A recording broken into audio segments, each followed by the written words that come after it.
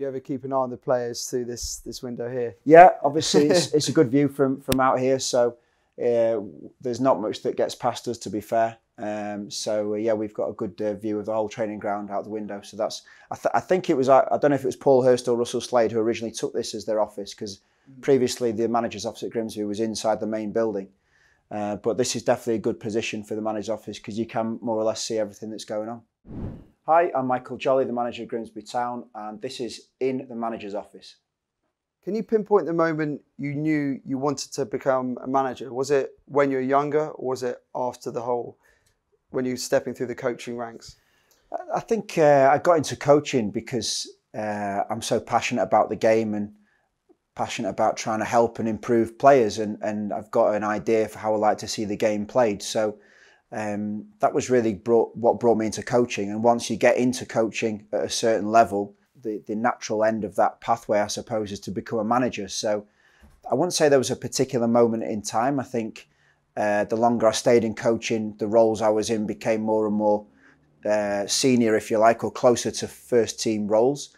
And I guess a pivotal period for me was the 3 years I had at Burnley, working closely with Sean Dyche and his staff, from whom I learned a tremendous amount, and they were brilliant in terms of giving me access to the changing room and being in and around their players and their staff. So I would say at Burnley it became clear in my mind that I think management, it was something I'd like to try. When the Sweden opportunity came up to go and be a head coach or a manager overseas, that was something I was really interested in. I always wonder, when English managers go abroad, do you learn the language or have like a translator, or is it in English you communicate? I think Sweden's a particular type of country in that so many people speak good English. So I was more than willing to learn Swedish when I went there, and I did learn a little bit. But in fairness to them, nearly everybody spoke perfect English, so there was no issue with that. So the time I was there, I did speak English, but I was also learning some Swedish too. But I know Graham was there much longer than me, obviously, but I think he learned excellent Swedish, Graham Potter, in his time there. They made a real fuss of me and declared that I was very much their first choice for the role. So it was a natural, really, to go over there and start as a manager. You mentioned Sean Dyche earlier, and I believe you've worked with Dario Gradi and I think Ian Dowie as well. Can you tell us a bit about any particular advice you've been given by any of those managers? Have they encouraged you to get involved in management? Well, when I got the opportunity to go to Sweden, I spoke at length with Sean Dyche, and he gave me some excellent advice, and he was very balanced within that. So he's somebody that I do lean on a little bit and occasionally speak with him, and he's been great in terms of offering advice. Also, when I did my UEFA Pro license, I went and spoke to, I think it was 14 of the managers that had done 1,000 games in management. So that was a really good bank of experience to lean on, and I tried to use as much of the information that I picked up there when I eventually became a manager myself. So you got the Grimsby job in March 2018. Is being a Football League manager everything you thought it would be, or has it just been sort of a whirlwind of emotions? I think the first 2 months I was here were somewhat of a whirlwind, because the club was in a difficult position towards the bottom of League Two. So there was a real emergency situation in terms of making sure we stabilised the club and we stayed up in the Football League. I think beyond then, it's been, we've tried to be more strategic and more methodical about the approach that we've taken. I'd like to think that 18 months into the job, we've made some progress and we've moved the club forward from where it was previously. But it's very much an ongoing process, and you need to really stay focused on what your objectives are, because it's so competitive, the Football League, and our league is no different, that every challenge is difficult. So we're in a reasonably good place at the moment, but we just want to keep improving and moving forwards. You've already come up against a whole variety of managers during your time here. Is there anyone who stands out in particular who you particularly enjoy coming up against, or perhaps found quite tough? An obvious standout would be going up against Roy Hodgson when we played Crystal Palace in the FA Cup. He's somebody I've got huge respect for and was a great host on the occasion we played them. But no, massive respect for anybody that becomes a manager and stays in post. Now on to your proudest moment in your managerial career.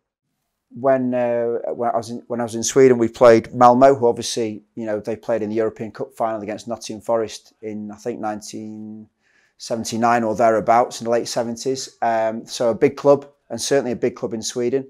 and the club I was managing was a much smaller club and not expected to compete with the likes of Malmo. But we played Malmo at home, and we managed to beat them 3-1. They went on to win the league, but that was a great occasion for me and for the club. And then the second one would be when I came into Grimsby at the very start. It was a tough situation. Nobody was hiding away from that, but we managed to reverse the fortune or the form of the team very late in the season, and we stayed up. That gave us the platform to kind of build on that last season and hopefully build on it further again in this current one. Right, we're in your office. Can you describe a standard day for Michael Jolley in here? I tend to get in around 8:30, 8:45, not that early. And obviously I'm positioned here. The assistant manager, Anthony Limbrick, sits alongside, and Sam Russell, the goalkeeper coach, is in here with us as well. We have a meeting every morning that commences at 9:15, and some of the staff come in. So the sports scientist, the physio, someone from the academy comes in, and we just have a roundup of the day's business, if you like, and discuss what the plan is for the upcoming day. There's really three main functions that we do in here. So obviously you can see up on the wall we've got the schedule. So we make sure organisationally we know what we're doing. We do our own video analysis. Myself and Anthony do that. So we spend quite a bit of time analysing games and looking at videos. And then obviously you can see from the whiteboards that are around that we plan our own team and how we want tactically to set up. We also get the magnets of our upcoming opponents, so we can look how we think they might set up. And we also plan all the training sessions here as well. So there's a lot of dialogue, a lot of discussion. Me and Anthony talk all the time. And in terms of the day, after the meeting, we'd go out and deliver the training session. Occasionally we have a meeting with the players prior to training, but more often than not, go out and train. Some of our training is filmed now by the drones, so we tend to analyse that. Yeah, we have the drones that come in and analyse the training, or film the training that we can then analyse post-training. And then in the afternoon or after lunch, there's usually meetings with players or with staff, or there's always something to deal with. Obviously, every week, once a week, have to do the media, the press as well. So we're here usually until between 4 and 6 p.m. And then once everything is done and we're happy with how the next day's been prepared, we'll get off home. Do you ever keep an eye on the players through this window here? Yeah, obviously it's a good view from out here, so there's not much that gets past us, to be fair. Yeah, we've got a good view of the whole training ground out the window. So that's I think it was, I don't know if it was Paul Hurst or Russell Slade who originally took this as their office, because previously the manager's office at Grimsby was inside the main building. But this is definitely a good position for the manager's office, because you can more or less see everything that's going on. Obviously, being a manager is quite a stressful job. Have there ever been any sort of heated moments, or? Yeah, I mean, not so much in here. I think sometimes in the changing room things can get quite heated with the emotion around the game. But in here it tends to be more a little bit calmer, and I try and treat the players with as much respect as possible and treat them as I would hope to be treated if I was a player. I think it's important to be honest with people.